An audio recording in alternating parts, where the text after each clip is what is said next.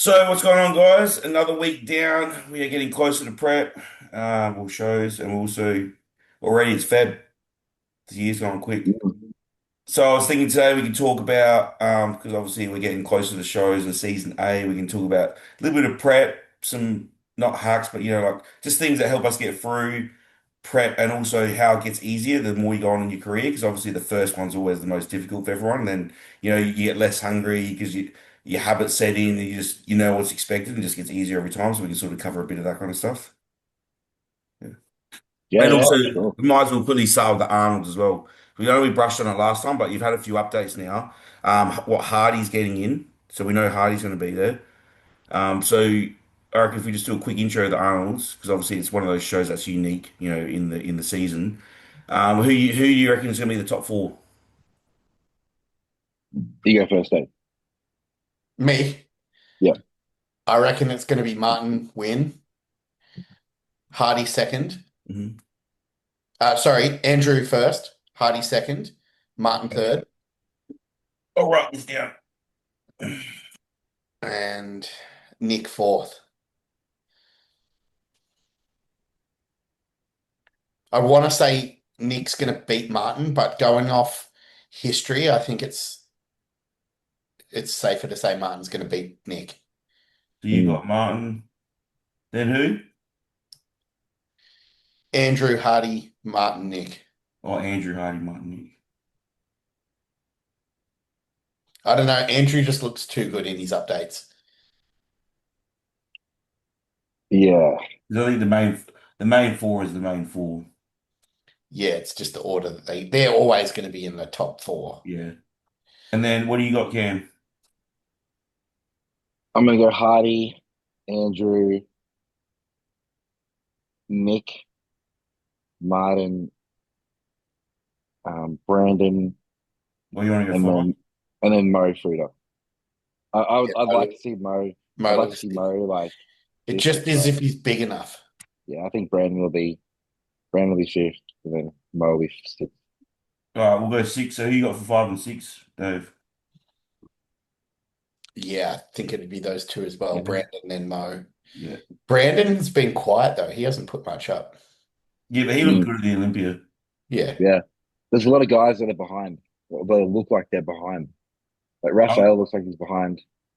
Um, Yeah, I he's never like been consistently high. He'll get a few yeah. good places here and there, but he's not like Mm. Martin where it's like always. Yeah, Martin actually looks behind as well, from some of the photos. But I I'm don't gonna know, go. he comes in pretty quick. Um, who else? Because I think Martin was like, maybe his body's tired. He's done like a lot of shows. Yeah. Heaps. So I heard that he's doing like no carbs and cardio and stuff now, and he never has to do that. And I heard that Brandon's prep's been pretty hard as well. So it was like some of these guys who have just um like competed too much or a lot, like their bodies are getting tired, Yeah, stay lean too long as which is well. a Some thing. Yeah, people like get better when they compete more though. Or do you think yeah.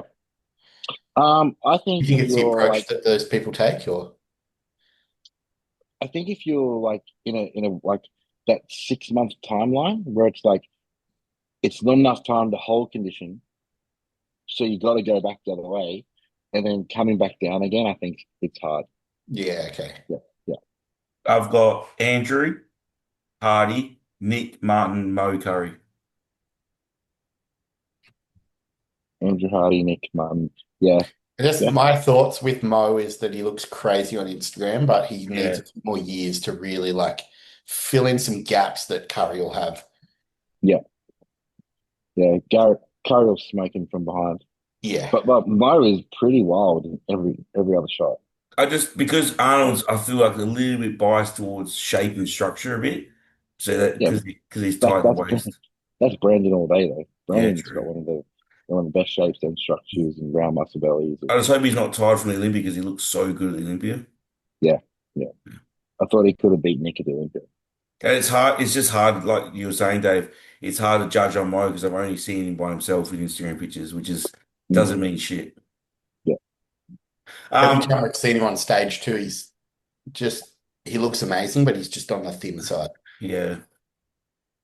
Another thing I was going to ask you is what, like, obviously Arnold's a bit different, judged a little bit different than Olympia, a bit more aesthetic based. But what do you think main thing you like? Will you copy from pros that's not unrealistic for amateurs? You know, like the higher level you go, is there anything you can take from the pros more so than it doesn't really work for amateurs? Do you reckon there's anything like that? As far as like peaking approaches and things, No, anything. Just like when you get to a level, you're like, oh, that'll work now because you're further on in your career. But as an amateur, it doesn't really work yet. it Like depends something on you the need more physique muscle you have. for. I think like if you're like a Rolly Winkler, then you can get away with being 5% off Mm. because you're so freaky. Yeah. Whereas if you're like a Cedric McMillan, then that didn't work because he had to be like peeled to really accentuate like what he had. So Mm. I don't think it's like a level thing. I think it's the type of physique you have. I think training as well. Training's huge. I think obviously low level beginners, you can't train like a pro. You don't have the muscle to connect with. We can do low volume and things we can do to connect with muscles that you can't do as a beginner because they just don't have the muscle to begin with. Like, you can do a isolation one arm pull down or whatever because you're like, I need to bring this lower lat up or something. Whereas that's not going to work for an amateur. So Yeah. I think the main thing to not follow pros with as a beginner is training. Well, I was having a conversation with Jay about this before. Like when you're younger, you have to do like a 20-week prep because your body's just not responsive. You've got to like have that time up your Yeah, sleeve. that as Whereas well. the Yeah. more experience you get, you can do a 12-week prep because you know Yeah, exactly like this is where I'm at 12 weeks out, Mm. and this is what I've got to do to get to 8 weeks out. And like you kind of you just flick the switch and you see it happen, and your body's like responsive. It's been through it 100 times. So I think like It's pros, like muscle yeah, memory, but fat loss memory. I think there is. Yeah. Well, I think that You your stay body leaner as well gets when you got more muscle, it comes off your easier. body gets used to being at the state that it's generally at. And so if Mm. you stay leaner and you get lean regularly, your body remembers that system. Yeah. And It's it, like your fat's not as sticky. It doesn't stick as much to you. Like it comes off easier the more I preps think you it's do. just that, like, let's say you're like first prep ever and you've always been 20% body fat. For you to get to under 10% body fat, you've got to drive your body Yeah. away from where it wants to be. Whereas if you've yeah, spent half the year at 7% body fat and half the year at 11% body fat, it's not a very big difference for you to go back down. Mm. yeah. Like 20 to 10, you're gonna feel like shit at 10. Yeah. Yeah. Whereas like 11 to 10, Whereas, you're gonna feel pretty Yeah. well, normal. I 11 to feel like 6, you're not going to feel very Yeah, shitty. yeah, Six. yeah, Yeah. yeah, That's yeah, somebody asked me that the other day. They said, do you feel shit um like being as lean as you are? And I said, no, because I've been this lean for so long. My body, this is normal for me now. Whereas the first prep that I did, I probably barely got this lean to get on stage. And I felt like dog shit because my body was used to being like 25% body fat and I mm, drove it all the way down. Whereas now yeah. I've spent enough time here that this is normal for me. So it's like, I'm not, I think it's not about like how lean you are when you're uncomfortable. it's your set point. It's It's how where that far from set your point is. normal you are. Well, Yeah, I feel better now than what I do in the off season. yeah. I bet you Yeah. felt better now than when you were I 130 bet you kilos. there'd be something wrong with you if I can Yeah. felt good at that way. I, Yeah. I I relate fat loss to like digging up the ground in the digger, right? If I have to Yeah, dig up your first time you're doing a prep, you literally have to like dig up that first layer of rubble, then start finding that fat and dig it up. Whereas now, when you're more of been a bit more seasoned, I feel like the fat's just sitting there on the ground like a stockpile, and all you got to do is mm, pick it up and load it out. Yeah, you're not digging anymore. You're just And there's loading not as much of it it. out. Yeah, and it's easier. yeah. It's looser. It's there. Yeah, just fuck it off. Hey, I just want to take a quick second at time out the podcast to introduce Amino's Protein. Use code AGHOSTMAN to get your 5% off. Yeah. There Yeah, is definitely like oxidated fat cells or like brown fat cells. Mm. And the longer they've sat there, they become like more oxidated and it is harder to metabolically shift them. yeah. I would say something. Well, like pro to amateur for me, in my own experience, it's like having to play around with the look more than we had to when I was an amateur. Mm. So it's like I obviously because I'm not as big as these other guys, so I really have to play enough balance of fullness and condition. like not pushing my condition too far where I'm going to sacrifice muscle or where I'm going to sacrifice my look because that'll cost me. Compared to these other guys who are huge, who I think in amateurs you need to just be conditioned. Yeah, like Yeah. you were saying, Cam, it's when you get further on, it's physique preparation, not just fat loss. Well, But I I've think no, noticed, I think any prep should be a physique preparation. Yeah. yeah, But I think there'd be more of an emphasis on just getting inside Yeah, out. like the You scale can, slides. yeah, yeah, yeah. yeah, I've even noticed that because I competed under 80s, under 90s, under 100, and now I'll do supers. So that's like yeah, four categories. And when you're like under 80s, you're always going to be small. So all Mm. you care about is you just get peeled. yeah, Whereas like in under 102s, you want to be peeled, but you also like you're hanging with big boys. You want to make sure that you're full. You want to make sure that you peak. Like so there's more of a balance. Whereas under 80s, you kind of like if you're overcooked but you're peeled, it kind of doesn't matter because everyone's small Yeah, and yeah, when people you yeah, don't care supers, about. now you're more like, oh, I lose like 10% of my shoulders, but if I go like spill over 2%, I'll the glutes soften up fuck all, but I get that shoulder pop back. Yeah, Things like little things that. like Yeah. that. But I would say it would matter even more in the pros. Like that balance would be Oh yeah. yeah. Like I haven't been. I used to get more conditioned when I was an amateur, Mm. yeah, for sure. Yeah. Yeah, So like you see some natties, man, they get inside out pills like, yeah, the pros like Eric Helms and was that Alberto Nunez or whatever? They get fucking like inside out yeah, pills. But to me, it's like, yeah, it looks cool, but I'm like, muscle's harder to yeah. get. Anyone can get shredded, but to put on like slabs of muscle, that's fucking hard.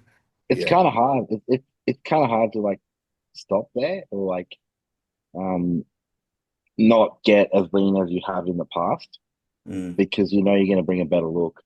Like if I was to go as far as I would want to go, like get my lower back like super tight, it would just cost me. Mm. yeah, So Yeah, then it'd like be I probably detrimental to your placing. yeah, and then we've made good choices obviously because I've placed relatively okay. So you kind of have to be like Yeah. you did make the right call. Yeah. Second's not bad. yeah. Yeah, or third. I've heard. I thought you got second in one of your shows. 2/3. No, I got 2/3. Oh. All right, so moving on from the arm, is there anything else you want to cover in the arms before we move on? Um, Obviously, I want to see how good. I hate it because Nick's Power and Strength just released a video about Sam Sulek and like the top guys. I'm like, mention the Australians like Ethan. Yeah, well, talking about classic a little bit, like so there'll be Ethan, Mike Sommerfeld, Sam Mm, Stillek. There's not a lot of big names in there, is there? I think nah. but Metagate will be good. Yeah, I Yep. I like like I him. like Paul Cano as well. I talked to him. I've known him for ages. Yeah. He's good. He's got a pretty Mm. good physique. So it'd be like I'm probably interested to watch Classic just as much as I'm open this year because of Ethan as well. I Yeah. like seeing Australians do well. Yeah. It was a Yeah, great opportunity for him to just yeah, get be seen. Yeah. Yeah. And like we don't have that many people competing overseas each year. no, not at all. No. I'm looking forward to seeing Tom Stanley might make it. Cam, you might make it. There might be three Australians in the Olympia this year from Dean. Yeah, maybe. We'll see. It'd Mm, be awesome. mm. Yeah. Um, I was almost thinking about coming to do amateur Olympia with you, Dave, because the career shows they changed their date, so after nationals, I'm pulling the pin. Oh, Okay.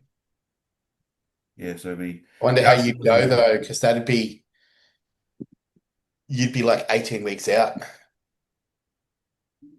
Yeah, yeah. We'll no, see. that's not a good idea. No. Yeah, I'm No, you already need to do a proper off I'm season. already I'm already shutting that idea down, bro. It's not happening. I won't do it. Anyway. Once I get into a lean game, I'll be like, I'm not fucking dying. You'll turn up looking you'll end up looking the same. What's Yeah, the point? I'll Yeah, probably at the earliest season A next year. Yeah, earliest. Yeah, And that's if you have like a fucking perfect off season. yeah. yeah. But I if think 18 if I'm months is a loving really nice turnaround. if I'm having an off season and like we're growing well, I'm like, fuck, I'm never stopping. I'll be like, can't we keep going until we've reached that point where it's like you start getting diminishing returns and you have to cut. Well, like there's only so much you can get done in a year. Mm, Like there's like almost 0 weeks for fucking around. mm. If you got a year turnaround, like there's everything has to be on point the whole year. I've never had like a So full because proper lean off season though. So we'll see what you yeah, can do. yeah. Oh, it'll be magic. You'll grow them like the most you ever have. Yeah, it'd be sick. That's why, that's why I was sort of like, even if I don't do it, I want you to tell me we're doing a show, so it keeps me, like, is he cute? I go fucking say around. You have to That's be, yeah, definitely a thing because I know, like, let's say like October, November last year, when I was like 45, 50 weeks out, yeah, I didn't have the same, like, in the back of my head, like, yeah, fucking let's go, cunt, as I do now yeah, that I'm like 29 weeks out. Mm. yeah, So I think like it depends on who you like. Obviously, like later last year, I had a lot of shit going on too, so I was like a bit distracted. mm, But it depends on the personality. If you like, you might make more progress because you have a show coming up than if you don't. Mm. yeah. So it's something to Um, consider. Well, I know B wants to do a show soon, so I want to stay lean for travel as well. that was probably the biggest shift for me was having tighter timelines. Having tighter timelines made me a better bodybuilder Mm. Yeah, because, like, when I was an amateur, I never had, um, you know, it just it was more of just trying to fit in bodybuilding with life. And now, then I competed in America the first time, and then it was like, okay, I'm doing this again next year, and I've only got X amount of time, so it's locked in, no yeah, fucking around at all. Like now we're a real bodybuilder now, like yeah. 24/7 bodybuilder now. When you do like a health phase and then an off season, a maintenance phase, and a prep, it leaves you like 14 weeks to grow. Yeah, which is More or less. nothing. You're like, oh, Yeah, actually, like I've got a year, but I don't have very long. yeah, yeah. Yeah. So whereas like I did my first show in 2019, and then that was like 2.5 years, 2019 to 22, or no, year and a half. I don't know, 22. What depends Yeah, it on was what. two. Yeah, no, it was 2.5 years. So in between there, it was a lot of fucking around, like that was just messing about. And then even the same after all my pro card, it was still wasn't like I just didn't have that crazy locked in mindset that I'm Yeah. going to be a good pro bodybuilder anyway. So like it's kind of just messing around a bit, and then it's like, oh, okay, I'll give a show a crack, and then do that, and then it's only after that one show that I was like, okay, now I'm like treating this like I'm a real bodybuilder. Yeah, Yeah. I don't like more than 2 years between shows. So like a year But I and a half think, max off season. 18 months is really nice. Yeah. mm, mm, All right, so moving on, contest prep habits that actually matter. Let's talk about habits. What do you guys, is there I anything think you've learned from your first prep to now to make it easier? Or is it just, everything needs to become a habit. Everything needs to become structured. And I Mhm. think if you're a good bodybuilder, it will. That's what I think. I think, like I've had people that tell me like, clients that are more lifestyle, they're like, oh, I forgot to weigh in this morning. I'm like, where's your scale? They're like, oh, it's there, whatever. I'm like, why don't you put it in your bathroom? Just little things that make your life literally easy. Like, what do you do every morning? They're like, oh, I brush my teeth. I'm like, so why don't you put your scale in your bathroom? They're like, oh, I didn't think of that. I'm like, that's where mm, it goes, isn't it? Like, that's why it's called a bathroom scale. Yeah. Just little things. I'm like, I'm like, as a coach, I'm like, I shouldn't be telling you how to babysit your life. Like, these are the things you gotta be, okay, my coach wants X. What can I do about it? Like, you got to do some of your own problem solving yourself. Like, I'm not here to tell you everything how to structure your life. So things like, like the scale in the kitchen. People like put it away. I'm like, just leave it there. Then straight away, bang, you put a bowl on there every time you go to weigh your meal. It's Yeah. like for you guys, it'll be habit. How if you go to, even if I'm not weighing anything, my plate always goes on the scale, no matter what. Yeah. Even if it's something you don't have to weigh. yeah. Um, I would say just food preparation is a big thing that's changed for me over the years. Hmm. I went from like I've done a few different methods, which was like prepping all my food at the start of the week, spending fucking hours on a Yeah. Sunday cooking all food, and then I've also done like prepping meals the night before for the next day, and now I'm just prepping my meals in the morning for the day. But Hmm. I've got all my like everything cut up and ready to go. So just finding a system that works for your life at the time Yeah. and creating a schedule for yourself like that you can stick to consistently that works for your life. Yeah. So don't get up at fucking 6 o'clock or 5 o'clock in the morning just because your favorite influencer does that Like, does it work for your life? Mm. Can you do it at 5 o'clock, or is that gonna, or do you have kids you have to look after, or things you have to tend to in the morning? Like, just get like find a system that works for your life and stick to it. What Because like not everyone's an online coach and can go for a fucking morning beach walk and get a coffee. That Mm. yeah. might not be your life. So, do what works for you. I always try to sort of like reverse engineer when people fuck up. And so if people have like made a mistake with their routines, let's say, oh, I didn't make my meal prep or I didn't organize like things I had to organize. I say, okay, what did your morning look like and what did you allow to happen where that didn't happen? And then I work out like, all right, what's like if you've forgotten to make your meals 4 times in the last month and it's been the same thing every single time, that needs some work. So whatever like that gap is in your Yeah. routine, that's what your routine needs to be built around.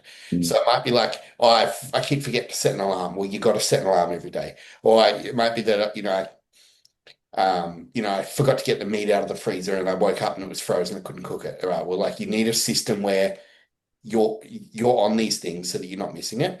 And then Yeah. like that's different for everybody. So it's not like you just need, oh, this is the routine you need. You just need to work out where you're letting like dropping the ball. And Well, then whatever that is, you need to build systems around it so you're not dropping the ball in that same area. Mm. yeah, I think also too, like the things that we even just spoke about, you shouldn't be rolling into a prep if any of these things are an issue. Yeah. This shit needs to be sorted Yeah. before you even consider doing a prep. Even So general it's fat like loss, like, having a prep is not the time to be starting to put structures and systems in place. Learn how to meal prep and yeah. Yeah, yeah, no, yeah, that's what I mean, even fat loss, like we're talking about even general, not even fat loss, general, uh, even lifestyle clients, the more they can make it streamline their life, the easier it'll be for them. Mm. Yeah, because uh, fat loss for them is their prep. They want to reach a goal still. It's still sort of their yeah, preparation. It's just not the stage. It's still a prep. It's just not our type of prep. yeah. I would say throw all the bullshit like volumizing foods out. Yeah, Like, just be okay with eating a smaller portion of food and being a little bit hungry. yeah, because your stomach will shrink. Yeah, Yeah. like, oh man, I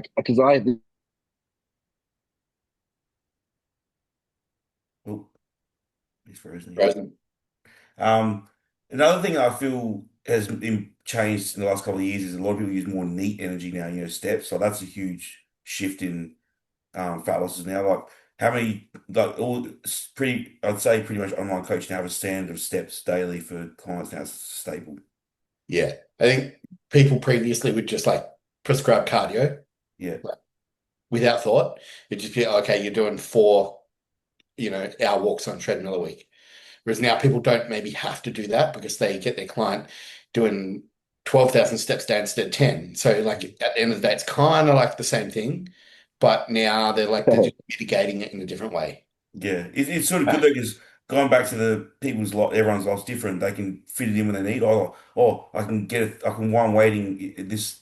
I'm waiting for someone. I can walk up and down the street and get 1,000 steps. yeah, They have to be somewhere for the cardio. So I feel like the step thing has helped a lot of people in their preps to because you can monitor with all your watches now. It's easy to slide in rather than cardio for some people. yeah. It doesn't work the same, obviously. Like the lighter individual is going to burn less walking. The heavier Yeah, individual but it's is going to burn more. consistent. Yeah, consistency. Yeah. Yeah. But yeah, obviously, because I know a lot. I've had a few clients actually over the last couple of weeks where they've just been stung with like work, and their steps have been like under what I need them, like 5,000 max, and they've already noticed the difference in like bloat and digestion just from not moving as much. It Yeah. makes a difference. It makes a difference. Like that I think that's a baseline cop out. 8,000 You're not at step. work. What's You're not that? at work. I think that's a cop out because you're not at work for 19 hours a day. And Oh then, no, these are like office workers that are like they're glued to their desk for like they're doing 12, 15 hours. yeah, but you can still go for a walk. Yeah, that's what I tell us. Drink more water, go to the toilet, like walk around the office. Yeah. Yeah. I just think that's such a cop out. And it goes back to what we are talking about in a previous episode where it's the story that you allow yourself to believe. Mm. You believe that you're so busy at work that you can only get 5,000 steps. You're only going to get 5,000 steps. Whereas if you tell yourself, okay, I can get 5,000 steps at work, and then instead of sitting down and watching TV, I'm going to go on a walking pad, or I'm going Mm, to go outside and I'm just going to walk up the street for a half an hour and walk back, or whatever. Like, yeah, it takes a little bit of time, but you just get it done. So yeah. it's what you allow yourself to do. Like, It's like I've been pretty busy with growing business on my plate and stuff, but like no matter what, I've ticked all my boxes. I've got 12,000 steps every day. I've nailed all the cardio. I've always done it. Even if I have to like go across the road at 9 o'clock at night and walk on the treadmill for half an hour, I've done it. yeah, I've got it done. There's not one box I haven't ticked yet. It's all been done every day. So I'm happy with that. But I gotta tell people, I'm like, you're just gonna end up in a spiral because then the next day, you're like, oh, I didn't do that. I have to do it today. No matter what, when I go to bed, I'm like, fuck yeah, I ticked all the boxes. Like I feel fucking good. And I'm like, you don't understand. I'm like, I tell my clients, I'm like, you don't understand. If you get everything done, you sleep. Everything will just start rolling better because you're feeling accomplished and you get the dopamine release. Like I love it when I go to bed and I'm like, fuck, I love it the most when it's like dinner time and I've done everything. I'm like, fuck yeah, I can chill tonight because I fucking earned it. You know what I mean? Like I know I'm going to relax tonight and be killer tomorrow because after dinner from 7:30 to like bedtime 10 now, I've got all that time to relax. And that's going to be heaps good for recovery. And the next day I'm always better. Whereas when I'm obviously got to push that night and get some things done, the sleep, it takes me a little bit longer to unwind and I don't, like, it takes me like 10 minutes to get sleep, so like two. But yeah, I just feel like people, I tell them, you got to string that accomplishment line. You got to keep that dopamine release. As soon as you get a string of bad days, they get in a rut. They just get in yeah. a, it's the worst. So yeah, that's that. Obviously, stress management. A lot of people don't know how to switch off. They take their stress home. And I'm like, you got to control what you can control and just leave the rest. So many people are stressed out from work. I'm like, yeah, but when you leave work, leave that shit back there. There's nothing you can do about it now. You know what's funny? I've got two clients and they both work together. They both got the same job. And one of them, she tells me, "Oh, my job's so easy, like it's just so good. I'm like it's flexible." She's like zero stress. And the other one is just a ball of stress. Yeah. Oh, my work's just stressing me out. And like it's just hilarious because they both got the exact same role. And it's like obviously Mindset, yeah. how like one person perceives stress is a Yeah. huge thing, not actually like what is the stressor. But yeah, that'll go a long way if you can handle stress better rather It, than it, like trying to cut stress out, like try to handle stress better. That's so good because that's full individualism. You've literally got like a study there, how interpretation matters. Yeah. Yeah, that's cool. I know. I tell them like, just, why? When you get home, what the fuck are you thinking about work for? Like, you can't do anything. Like, literally just fucking Yeah. chill out. Um, like you were saying, Cam, the appetite and don't go too heavy on the volume foods because you blow, you like high fiber, you fuck yourself up. You're better off, like you said, being a bit hungry, letting your stomach shrink, and then when you actually do go to eat, you actually get full quicker than you think when you've been dieting. You get that eye bigger than your belly look. And you're like, oh, I could eat all that. Especially first preps, people are like, I'm so hungry, and they look at all this food, and it's like they'll go to eat something like, oh, I'm full already. Yeah. Your stomach shrunk. Um, any other hacks or anything that's changed in your preps over the years?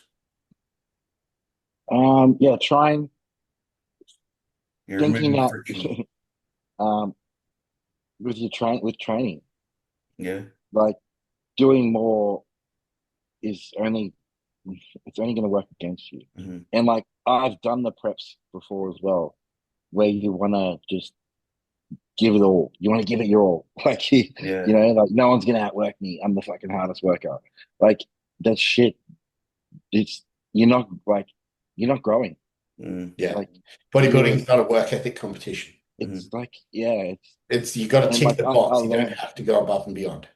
you have to fucking blow the box up. You just got to take it. Yeah. Like, Yeah. Not only that, you That's if so you good. if you if you if you're pushing too hard, you look worse. You know. yeah, and I've done that before. Like I've trained like an idiot, and like I've had like swollen ankles and stuff in the middle of a prep when you shouldn't be having any water Mhm. retention at all. And like just from pushing too hard and like just like not knowing what's going on with my body because I'm just so inflamed from training too much. Hmm. You look at people that So like are overworked and stressed out, like yeah, non-lifters when you see yeah, them, and you run into them like, yeah, geez, you look disheveled, and they're yeah, just fucking stressed out. You look like a mess. But then you see people that are yeah, like manage their fatigue, their work's efficient, they're getting richer, and you're like, what's going on? You're like, oh, I just structure my time well and I look after my recovery. Mm. And you're like, oh, yeah, cool. You're like sorted out. Yeah, hard work never pays off unless you're smart about it, knowing when to work hard and knowing when to pull back. Yeah. Like, when have you ever trained but really hard in the prep and then like 4 weeks later, you're like, oh, fucking, I'm bigger. Yeah. Mhm. You know, like You're more stringy and you're like, why am I so sore and fucked out? like you haven't grown. Like, Mm, like maybe at the start of a prep, you can get like some like when you've got a lot of body fat to lose, mm. like there's all that fuel Excess there. But energy. like inside of 10 weeks out, like there's no need for it. Yeah. I used to like try to like perform at a certain level, and then when I would like be doing too much and I wouldn't recover properly, I'd be weaker.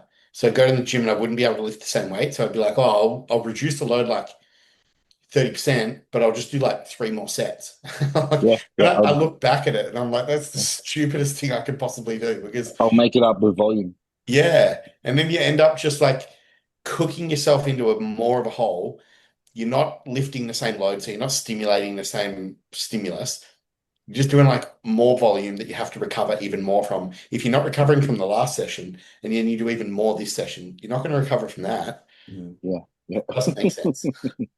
yeah. But like I've done it. Like I've done a lot of things. Like I could do a whole fucking podcast on things that I've done wrong in the past.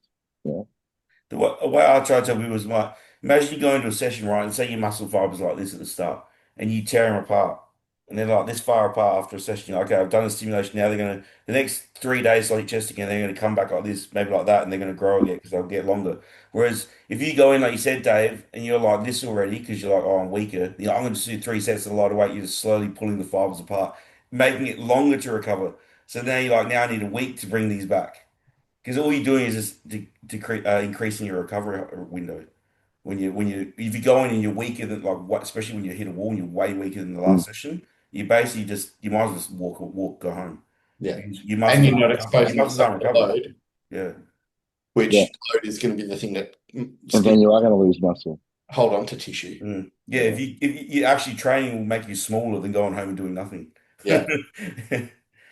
It's Well, the fascinating. best thing to do, so like if somebody's in a prep and well, obviously like look at deloading maybe and Mm. look at making sure that you can recover from your volume. But if you're in a prep, let's say you're doing like 2 sets of dumbbell press and then you can't go in and like progress that way, maybe look at just doing like 1 set of dumbbell press Mm. and doing like a little bit heavier than your previous week. And don't worry if you do less reps. Just do the 1 set. You're doing more weight, and then you can obviously recover from it. So you're getting loading. Mm. It's a little bit less volume, so you will recover for next week. So you're getting like you're ticking every box. Mm. If you go in for a top set though, and you're like, say you're doing 50 kilos for 10 and you walk in, you can't even pick up the 50s. You're like, fuck, I have to do 40s for 8. That's when you got to deload. You might as well go home. You literally at that point, if you pick it up, you're like, oh, you're like, yeah, I'm going home because If your it's muscles are so you just if we've it's all that way, that's a fatigue management issue. yeah. That's we've all yeah, had those sessions where you pick up a 20 kilo fucking plate to load the machine. yeah, You're like, yes, it's fuck, heavy. this feels heavy today. Yeah, Jesus, just It's load the like, machines, fuck. why does this thing feel so heavy? Mm. Which is what always happens to me, Cam. You know that. I'm literally like one good workout, and it's literally like I hit a wall, and I'm like, fuck, I'm weak the next day. I'm like, just that happens to me, and then I need a deload. That's always Yeah. happens to me. So, strong takeaway. Prep success is less about hacks and more about removing friction from daily decisions, correct? Making things more streamlined so the habits will just happen more so than, yeah, well, that's what habits are, right? If you make habits, they become everyday life. They're not habits. Once they're ingrained, they're not habits anymore. Well, guess Yeah, what? Look. like Oh, the sorry, way, hacks. Hack. It's not a hack anymore. The hack becomes a habit and then it's streamlined. yeah, like everything should just be a habit now. Mm, Like I'm just whenever my prep starts now, or in 6 weeks or 8 weeks or whatever, who gives a fuck? I'm Yeah. just gonna roll in like yeah. nothing's happening. But that's because Well, you're a Like, professional. with- So, like I was saying, because this is a prep, this podcast is about people from first prep to last prep. That's what we're saying now is like the things you develop from your first prep just get better and better, and that's why the preps get yeah, easier. Yeah. Well, if you're doing the bodybuilder thing, like you want Yeah. to be a real But bodybuilder, even a like fat loss phase. your life should be set up. Like it depends who we're talking to. We're talking Yeah. to like someone who's a brand new client who's never We're talking to lost everyone. body fat Even before, even if or someone like who's like yeah, but even 120 if and their you're goal's 80. yeah, but like have they never done anything? Like is this a prep? I mean, this is like is it a prep or is it a brand new client who's never trained, never eaten before? Like they're setting up these habits because Yeah. if it's So your if first it's prep, you should have all these habits Yeah, lined up yeah, before you roll into the prep. definitely. You know, yes. But we, so that's why I want to. This is for first time preppers that are just yeah, getting involved in it, and also Mm. people that will understand it. People at our level will understand it like us. But there's also people listening that are like might want to jump into their first prep. yeah. Yeah, Well, if you want to jump into your first prep, you want to be starting with a coach 6 months before, Yeah. at least. Oh yeah. Yeah. Yeah, Don't start a prep like I want to do this show in 12 weeks. no, Don't do that. not even 20 weeks. Yeah. No, yeah. like 9 months, 3 months pre-prep, 6 months prep at least minimum. Yeah, I would say At least, both Yeah. minimum. yeah. Yeah, yeah, So that's what you basically want When 26, do you think you got to say you start 38 weeks client? minimum. It's going to take you a few weeks to like have a phase where you get to know their body, get to know Mm, what's agreeing with them, what's not. You're teaching them how you want them to train. You're teaching them how you want them to follow the program. That may take 4 to 6 weeks. mm. Okay. In that time, you're probably going to be around maintenance. You're probably going to pull drugs back to maintenance. You're going to like, you know, use it as you're gonna use, pull them off all the shit that they were fucking taking yeah, back That in the if they're all the dumb enhanced, shit they were that doing. that's if they're not natural. Yeah. yeah, Well, yeah, regardless, but so you're going to have a time where you just basically let them sit at maintenance for a bit while you teach them to follow the processes you want them to do. That might burn 6 weeks. Then Mm, once your 6 weeks is up, that's a month and a half. Then you're going to want to go into a growth phase. You might want to spend minimum 6 months there. So now you're at 7.5 months. Then you might need to do a bit of a maintenance cleaner. phase after that for a month and a half. So you're at 9 months. So there's and then you want a 20 week at least prep for a first client. So so there's you, six so months. you, You're like you're a year and a the half. longer the better. The longer Yeah. the better. But it's not even that long of a time, is what I'm getting at. Like, you Yeah. don't get that much done in a year and a half. People want results ASAP. That's the problem. They want to, oh, 6 weeks out, I want to do the show, and they want you peeled in 6 weeks. People Yeah. want Yeah, unrealistic. well, I think one of the hardest things with the client too is they want to come on board, they want to grow straight away, and most of the time it's just Then like, cut. bro, Yeah. But does that we annoy you gotta, when clients sign up and they tell you what they want you to do? Yeah. yeah. I mean, Go, I want to get. I think like, yeah, bro, you're not. We can't do a growth phase now, man. Like Yeah. it's We need too to fat. lose fat first. You're too yeah. fat. Like You, it's you don't know how to train. You've been doing a yeah, stupid drug cycle. You need yeah. to, yeah. We need Yeah, to clear this shit out. We I've got need a to, client like that at the moment, and he's like, "Oh, when are we going to finish cutting?" He's like, "I know we need to cut first, but I really, want to get into the gaining phase." I'm like, "Well, you've been with me 6 weeks." I said, "Because he's like, originally you said 6 to 8 weeks mini cut." I'm like, "Yeah, I did, but you've gone off plan every week." So, you know what I mean? I'm yeah. like, "You were only going to be cutting as long as you keep cheating." So it's fucked, yeah. That I don't know. Mm. Yeah, it's like you said. They always want to bulk. You're like, yeah, you can't. You're not primed to bulk when you're that fat Mm. because you're just gonna get more fat because they're not insulin sensitive. Their training needs restructuring. You need to learn better habits. Yeah, I just hate that word, bulking. Yeah, yeah, it's shit, You know what? shit language. It's everybody says bulking that it's like ingrained and tied to just like being lazy. yeah. Yeah. I was actually thinking of like this. It's funny you mentioned that. I was thinking of this the other day where it's like, what is a good language for a growth phase? Improvement I season. just call it like It, a time and a calorie surplus for growth, yeah, just like like it's a just lean gain. all the bro language is just so like It all implies that you're just like, man, dense. Yeah, get big. Yeah, But it's yeah, like, what's getting big? Like your yeah, hips? yeah. just not time, not in a deficit. That's Yeah. yeah. That's what people say to me every like week. I'll get a couple comments. Why are you so lean? Should I be fat? Like, Yeah, what's that going to do for me? Like, Yeah. you know, yeah. it's just such a weird, like, weird comment. Yeah, I definitely don't like the bulking word because, like you said, it does. When you say it, it has those like annotations of like, yeah, lazy, fat, eating shit. It's not. It's not the best word for it. Like, yeah, I'd rather call it like a lean gain phase or yeah, like surplus time where you're in a Yeah. bit of surplus, Mm. or maybe optimal recovery time.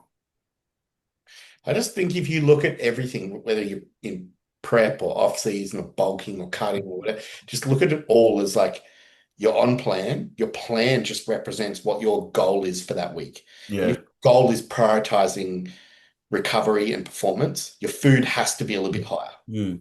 And if your goal is prioritizing dropping body fat, your food has to be a little bit lower. But regardless of where your food is in the amount, you're going to be calculated, you're going to be prepared, you're going to be on plan. Like no part of that is like, fucking I'm bulking. Like Yeah, I know what you mean. It's definitely not a good word. I think people just have it's just such a weekend warrior like mindset. Mm. You still really call it prep because you still off season is still preparing for to grow muscle. You're preparing, you know what I mean? Like you're Yeah. still prepping your body for prime for growth.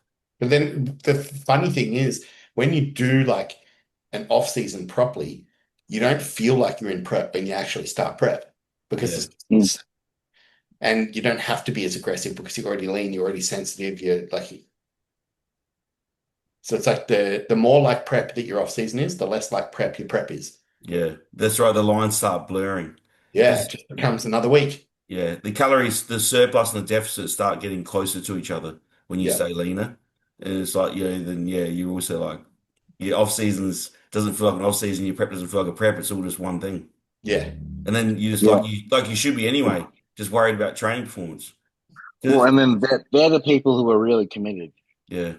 and then that's the people who like the fucking influencers Mm. Yeah. who are just you know Weekend warriors. yeah. Because I still, obviously, I've got like the RR, in it, but I go into train like I'm growing muscle still now.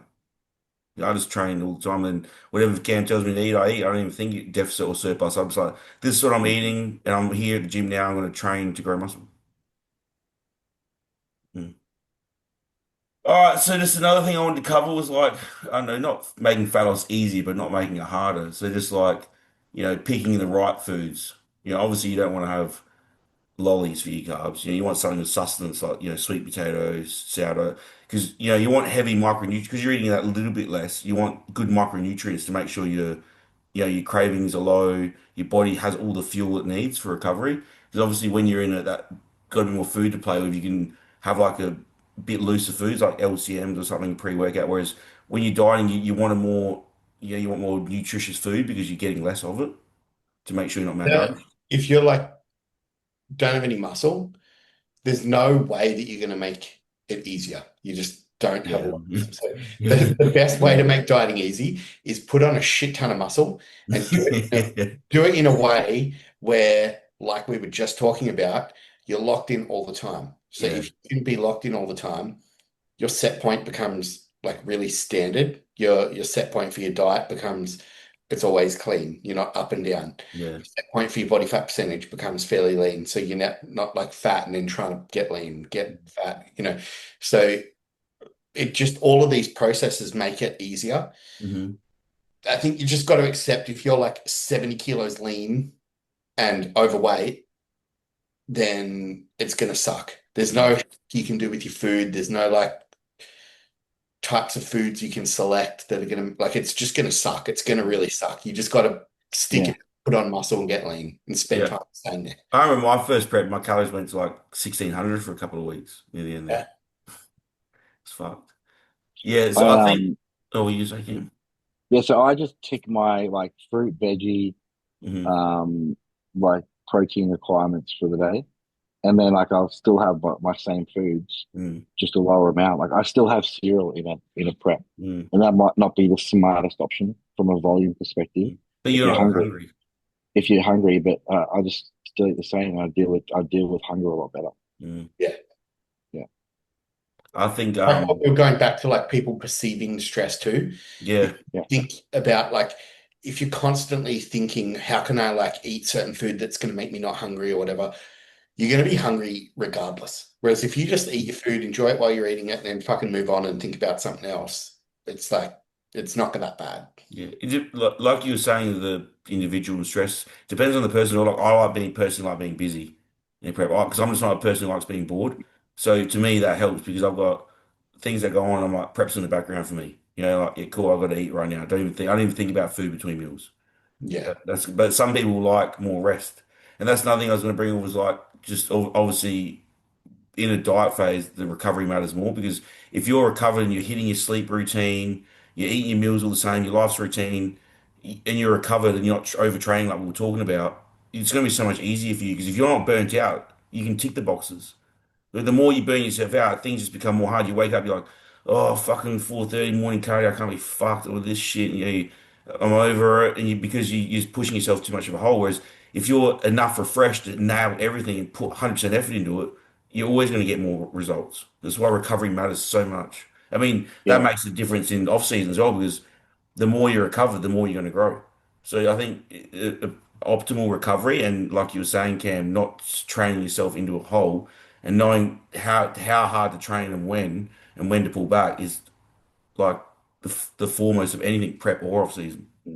yeah. I think too, like not making yourself that busy where you're fucking maxing out every single hour of the day and Oh not yeah, giving yourself definitely. any time to just relax. You Yeah. need I at don't least think I don't think that's a good move either. And like yeah, people get all these like funny ideas of, oh, I'm gonna fucking start this or I'm gonna do this in the middle of a prep and then it bites them in the ass later on yeah. when Yeah. they like when they actually can't keep up with everything they've started. Hmm. So I think it's good to be busy, but not fucking too busy. Yeah, no matter what, I have at the minimal half an hour, but generally every day I have at least an hour before bed every night where I can literally do nothing. Yeah. Like if you're stressing in the day because you've chosen to do all these extra things that don't really need to be done, they're your choice, and now you're struggling to fit everything in, well then you're the idiot, you know? Yeah. Yeah. See, I don't Like stress about you're stressing yourself out because of things that you've chosen to do yeah. that aren't really that necessary. When I put things on my plate, I love it because I'm like, fuck yeah, I love see Yeah, being productive for me is dopamine release. So I get a more of a high. So it's good as me yeah, because I don't take stress. Like at night when I'm like, this is my out of chill, I'm literally like everything's gone. But I'm good with that, yeah. But like you said, Dave, you got the individuals. So some people they can't do that. They'll just stress more. yeah, Yeah. So it's, yeah, you like I said, pick your poison, work your life to you. Don't copy anyone else. That's why coaching needs to be customized. And you need to like find your individual, find what makes them click, and then you need to just like apply the best approach to that person. Yeah, 100%. So another thing we want to cover is obviously time management. Like you're saying, you're not going to stress more if you've planned out your day. Yeah, like you were saying, Cam, like think about what you have the next day. Like if you have to take meat out the freezer, take it out the freezer. Like have alarms on your phone, plan out the next day ahead of time, so you're not being like in a fucking hole. You're like, oh fuck, I forgot about that. Yeah. Always be, Systems is a huge thing. And I don't know, on the like one fit on the app me and Cam use for coaching, do you use the habits on there, Cam? yeah, yeah, Yeah. So I build people habits and then it's almost like they can kind of gamify their coaching a little bit because they can go through the day and tick their habits off. And that's like that dopamine thing. If they've got 5 habits on there, it could be like hitting their step goal. It could be waking up and not going on their phone immediately and like actually like doing their meal yeah, prep list or whatever. So they can like kind of go through the day and tick their habits off and they feel like a sense of achievement. And that builds systems and it builds habits. I feel like that's like a really good thing for like time management and being organized. Like whatever like approach, whether you are working on like a coaching app or you've got just in notes in your phone or whatever, have some way of like keeping yourself accountable. mm, So like the things that you've got to get done each day, it might be alarms on your mm, phone or whatever, you're able to like tick it off through the day as you go and not just get to the end of the day and go, oh fuck, I tried, but it's like it's not done. mm. yeah. Yeah. So another thing I And forgot. once you do those things for long enough, then they are your habits. You don't even need to be ticked off. Like It's like when you I get in the feel like car, you put your seatbelt on. yeah, like having Yeah. your food ready for the next day shouldn't even be a thought or a question. Like it should, and like Or you, like in the back of your mind, knowing how many days worth of chicken you have and when you got to go buy yeah, more chicken or whatever. yeah, Like, yeah, Perfect example. Dave fucked up today. He had no energy drinks in his house. Should have been in bed. Should have been Yeah. in bed. Um, another thing I forgot to remember first prep, but obviously emotional. You know, people are a bit more worried about getting lean. They fact they overthink things just because they're the unknown. They've never done it. So that's obviously something to consider as well. You're obviously always going to be a little bit more rattled because you've never done it. You know, it's always that's what obviously the coach will help level you out, but and put your mind at ease. But it's always going to be harder the first one because you've never done it. Yeah. Mm.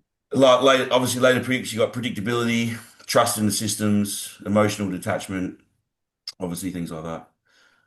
Anything else you want to cover, and then we'll go on to Q&A. Yeah, I think the more you can think logically and detach from your emotions, the better. Yeah, With fucking anything in Yeah. life, really. yeah. With anything in life, it applies If, to everything. if you start getting too emotional, just take more tests. Just for, Yeah. Well, like our emotions are such a primitive survival system, Yeah. and they're not adapted to the world that we live in anyway. Mm. So it's like most of our emotions to how we like handle things or what we feel around certain situations are so like out of calibration with the society that we live in. Right. It means nothing. Like, Your fucking emotions are irrelevant. yeah, I know. Like people getting like emotional because of their like Yeah. they're eating like 40 grams less carbs now. It's Yeah. like think about like actually that situation. Like, wow, you're eating a Yeah. tiny bit, like, yeah, Even just in like life, dude. Like, imagine bringing your emotions into a courtroom or yeah, your emotions into a business meeting.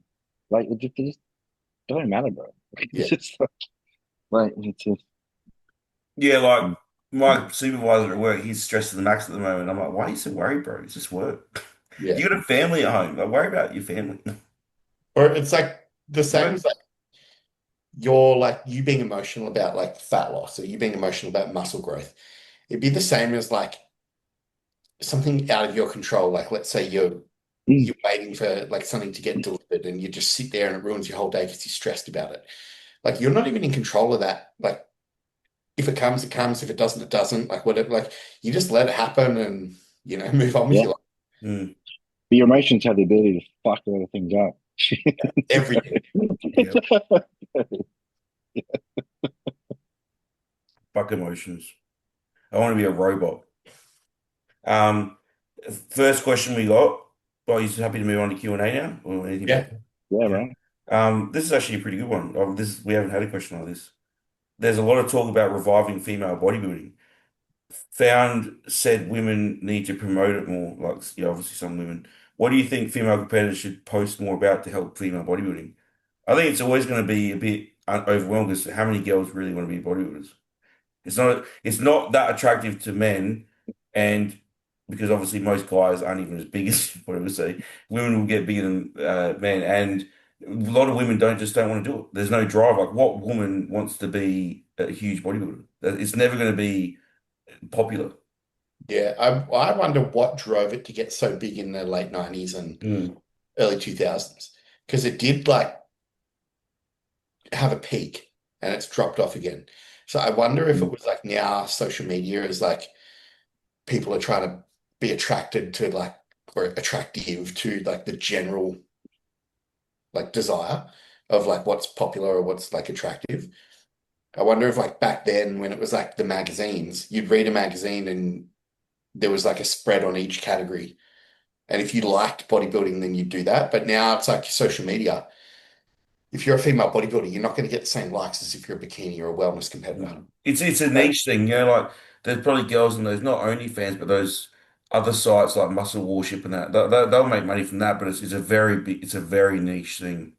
Women, Yeah, muscly women. I think. Well, yeah, like female bodybuilding would have done better when bodybuilding was more of a niche sport. And there was Mm, less yeah, eyes on it, and there was less people who had voices or less keyboard warriors. hmm You know, now these girls can get ridiculed online, whereas before you might have just seen them at a show, or no one would have the balls to say anything to them in person. yeah. So, I or like And think, then like and like, if you put a magazine article out, or like yeah, you or like don't a hear magazine, like somebody reading it going, fuck, that's ugly. Like whereas yeah, now everybody jumps online and like yeah, yeah, says, yeah, yeah, everyone's turned comments off these fucking days and posts. mm, I think would you guys date a female bodybuilder? Like, this is as long as she's smaller than you. Size doesn't mean anything to me. Yeah. No. Yeah, I'm a But person. a lot of guys don't like it. A lot of guys want to date bigger. Like a lot of people don't like. It's actually funny. B gets a lot of love from women. You know, like they come to the gym like, "Oh, you're a fucking amazing. We love your body." Mm. But like, I know a lot of guys. I don't think Guys she's are attractive. intimidated by it. Yeah, guys don't think Yeah. she's attractive because all the guys in the gyms we train at are smaller than her, Yeah. and they But probably I've dated a figure athlete, yeah and like, yeah, yeah. I'm quite It attracted doesn't to bother me them. because Yeah. I'm like obviously Or attraction matters, muscular but female. I'm more attracted to the mind, like the Yeah. you know I'm the same. Yeah. yeah. Yeah. I couldn't give a shit what the person looks like, Mm. really. Like I love it that me and B like eat together, train, like same mentality. She's got female bodybuilding mentality. It fucking makes it easy for my life. We're both bodybuilders. Yeah. Yeah, yeah. I think the only way to make it more popular is just more girls need to do it. You know, and just post about it like, oh, look at me, I'm gaining muscle. This is cool. Like, and promote it in a good light, and then maybe more girls come. But I think you're never gonna outdo wellness and bikini. No. You're just not because not only that, it's hard. It's fucking hard, especially for a girl. Like, man, it's hard enough for I think fucking it's open more of a bodybuilders than a commitment guy. too. Imagine a girl trying to put on that much muscle. It's more of a commitment too. Like it's more of a commitment than male bodybuilding because Yeah, it is. like You we gotta can push harder. well, like I mean, Push the body. we can do a lot of things hormonally that may jeopardize our health, but Mm, when we finish bodybuilding, we can kind of go back to normal. Whereas like female bodybuilders, once they kind of push that hard, mm. they can never You're not go. having Yeah. kids. They probably got virilization. You know, Yeah, fucking like Yeah, that's hard, what I mean. deeper voice. Just it's a There's choice that you have to live with for the rest of your life. yeah. yeah, whereas like even like Cam, once you have finished, you'll downsize a bit and you'll look great, but you'll kind of like you'll be able to focus on your health. You'll be able to like you Yeah. almost like leave that life behind. Mm, Whereas I feel like a female bodybuilder, like once you're yeah. there, you're never leaving that. Hmm. Yeah. So I think that's like probably a big thing. A lot of these chicks probably did it. People have seen the afterlife, and it's just not attractive to them. Mm. Yeah, it's definitely it's hard, but like I applaud any girl. Like I fucking like I love Andre Shaw. Like she's fucking you see her on the Olympic stage, like what the fuck, she's got muscle. But yeah, it's like you said, it's not something that a lot of girls want to do. That's why it would never be popular. But who knows? In time, it might. Things might swing around. Yeah. So next question, because is there anything else you want to cover on that? Not really. All I was going to say is it's like female basketballers wanting to get paid. Like if you want to get paid more, you got to fill the seats. And it's the Yeah. same. It's like Yeah. women bodybuilders. If you want like women bodybuilding to do well, more women need to do it. Hmm. And if they're Right. not, and it's just things like just like organically fall to where they are, and that's where that is. You Mm. can't like complain it to be something it's not. The space is Yeah. there though, because with Gymshark popularity and all these trend twins and influencers, like you wouldn't even need to compete. If you're just a female who wants to stack on muscle and get big, you could easily make money because there's not like it's a niche now. So if Yeah. you Mm. do it, you can get there. But it's just like you said, someone needs to start it. Like you need a female bodybuilder that's like a Sam Sulek to get Yeah. it out And there. I don't think there'd be any sport, like a female sport, that's like more popular than male sport. Yeah. Maybe beach volleyball. Yeah, Maybe No, maybe but well, it'd be that. It'd be only from a men's perspective. yeah. gymnastics, Yeah, actually, Yeah, gymnastics, ballet, yeah, dancing, like yeah, a lot of these yeah, things. but that's Yeah. only because men don't do it. If more men did it, it would be better than them. No, I think you're always going to appreciate watching Yeah, like oh yeah, you always appreciate figure it. skating from a woman. They move yeah, differently. Yeah. Yeah. But men are just structurally more powerful. That's what it is. It's genetics. Yeah, but some sports not about power. Yeah, true. If you look at ballet or you look at Yeah. mm, gymnastics, it's not all power. It's Mm. yeah. But see, they are more like bodybuilding though. Like, what was it? Oh, subjective. Yeah, subjective. yeah. Yeah. Um, yeah, so whoever wrote that, if you want to be a female bodybuilder, tag yourself, we'll follow you and we'll promote you. Just get big. Um, so no question, just a comment to say Dave is a great addition to the podcast, so congratulations, Dave.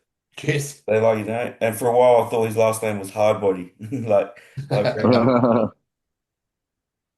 So yeah, that's a bit of a shout out to you, Dave. Cheers. Pay him for coaching if you like him. He's there. What's the biggest lesson bodybuilding has taught you about discipline, patience, or just life in general outside the gym? That's the last question. So it's for me, I'll go first. It's fucking, bodybuilding said to me, well, it first it happened with gaming. Mum's like, you're never going to make money from gaming, right? Now you've got Twitch and everything. I could have stayed in that. But going from basketball to bodybuilding and people are like, there's no money in it, whatever. Like, oh, I've made a life out of it. I think you can do whatever you want. And the disciplines maybe because if you don't put in the work and like we were saying, ticking boxes and make habits, if you don't do any of that, nothing works. So you carry over that to life. Like now I'm good, successful in business. I've got, financial rental properties because it's just more ticking boxes. It's the exact same thing. I just took that out of the gym and be like, okay, well, what do I do to get in front? We work for bodybuilding, ticking boxes. Why doesn't life work like that? So Yeah. for me, it's just all I've done is just put life into, itemized and the things I need to tick off, and you tick them off, and things just get done. So I think that's what bodybuilding has helped me in discipline is just creating a list and just simple as just getting things done and just making your life, plan it out, do, and then it just organically happens. You get in front, just like Yeah. bodybuilding. Yeah. That's the same thing for me. It's given me like a confidence that if I apply enough consistency, it will work. Mm. Like, and Yeah. that's goes with everything. Yeah, Sam, like that. It's taught me that like delayed gratification Yeah. without even wanting the gratification. Mm. Like just doing something for long enough and like consistently, and you will get good at it. Because that's my whole story. That's bodybuilding. Like that's my Mm. whole story. It my whole bodybuilding career wasn't supposed to be what it is, Yeah. but I've just done it long enough, and because I loved it, I've done it long enough, and now I'm where I'm at. Mm. Yeah. I've always had Like, this feeling, and I didn't know what I was trying to get out of it, but I've always had this feeling if I apply myself and I do enough work and I do this for long enough, well enough, something will come out of this. mm, Whether that's a pro card or whether it's a coaching career or whether it's like whatever. I've always mm, known like if this is gonna pay off. mm. And it's like it's not like I was doing it for the payoff, but I know like I'm enjoying doing it, and I also know if I do it well enough, it will pay off. Yep. Tick a lot. And yeah, it's like say just let's just use a year as a time frame. If you've ticked off every box every day for that year, you look back, you're like, fuck, like that got me somewhere. You're like, Yeah, oh, then it gives you motivation to do it another year. And then every year it's like compound interest. You just every year just stacks on and you get better and better.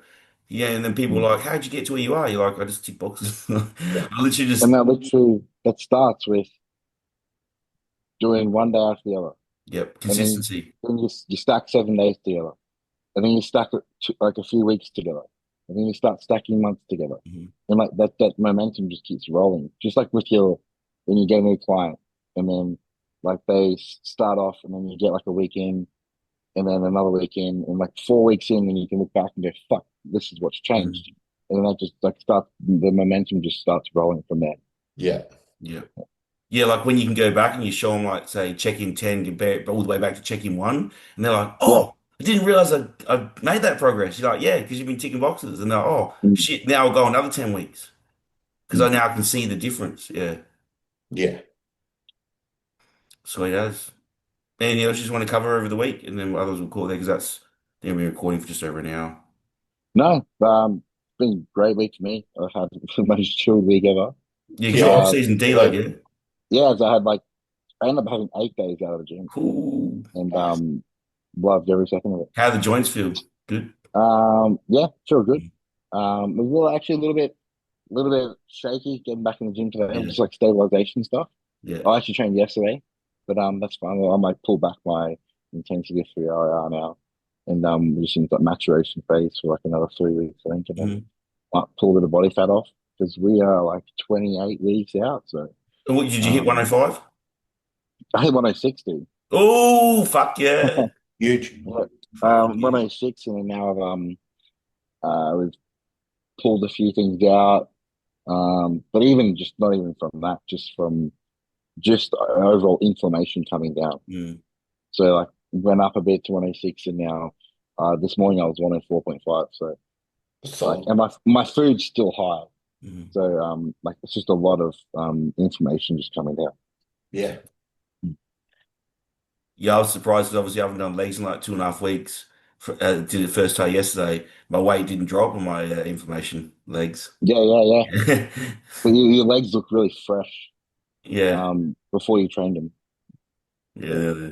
It was good. I didn't go like hard, but I could tell like yeah, the pump was there, like, because I never wear leg tights the first like 4 weeks of my program. I only wear them at the last 2 weeks when I use straps. And then yeah. like seeing my legs, it was like I couldn't even get separation during the workout, just playing with veins everywhere Mm, because you can't get mm. that pumped. I loved it. And how was your week, Dave? Yeah, it You was did the opposite to 42-day Cam. rotation or whatever? Yeah, no, I'm gonna deload like later this week, so Mm. I'm cooked. So yeah, I trained legs today and it was like tough. Mm. But yeah, I got through it and I've got 2 more sessions. I got a rest day tomorrow, 2 more sessions, and then I'll deload. The old So overreaching week. yeah, I'm just like at that point where I'm like just ready to fucking have a little break and then go again. Will be interesting to see your body, like Cam did when you dropped the information. Be good to see what you look like post dropping all the information. Yeah, I don't get like too watery. No, Yeah, so you're lucky. yeah. Yeah. So not much will change. It'll just be, I think for me, the biggest thing with the deload is like the mental stress. Once the mental stress is down, I have the like ability to push again. Yeah. For me at my age, it's like things like my tendonitis calms down, like I like all that kind of stuff calming down. Go back in like the first 2 or 3 weeks, I'm like, oh, I feel good. Moving Yeah. feels good. Mm. And then when you start getting harder towards before deload, the joints start aching a bit. Obviously, Yeah, the my older you get. wrists being the main thing, just Yeah. like my wrists feel a Yeah, bit tight. Mm. yeah. Definitely the mental stress that like it's almost like a relief. Yeah. Or Mm. like even just being able to wake up in the morning on a Monday and know that you just don't have to train. Mm. And it's kind of it's weird, eh? Like it's This such a week I've good been struggling to get out of bed in the yeah, morning. It just, yeah, yeah. I know as soon as I like Yeah. put my feet out on the floor out of bed, I'm like, fuck, now the day is going to start. Yeah, and Yeah. you go into the sessions with anxiety almost. Oh Yeah, yeah. you do. Yeah. Yeah. Yeah. Yeah. 'Cause you're like, I got to hit that for that many numbers. You're like, fuck's sake. Especially Yeah. when you don't feel the best. You're like, fuck. Well, I was telling Cam like this morning, my like 3 hours before I trained, my whole day was just written off. I was just stressed out and like felt like shit. Like I felt like I like need to shit, but I couldn't shit, or like I wasn't Mhm. digesting food or something because I was just like a ball of Yeah, anxiety. the cortisol. Yeah. And I Yeah, was like, when it gets to that point, like you got to yeah. fucking put a pin. So I had a client message me. He's like, Rofer was like, I'm fucking sick of forcing food. I didn't gain weight this week. This is bullshit. I fucking hate gym. I'm like, you, my friend, need a deload. And then he's like, had a week off, and then he's like, fucking when's this deload? I want to get back in the gym. I'm fucking, I love eating. And he's back into it again. I'm like, that's how much a deload can make a difference. yeah. Mm. Yeah, the mentality shift. All right, we'll call it there then. Thanks for coming on, guys. That was a All right, easy. bit more structured for you. But Sweet as. yeah, we'll keep that moving forward. So everyone have a killer week, and we'll see you next week. Awesome. Cheers. Take it See easy, ya. boys.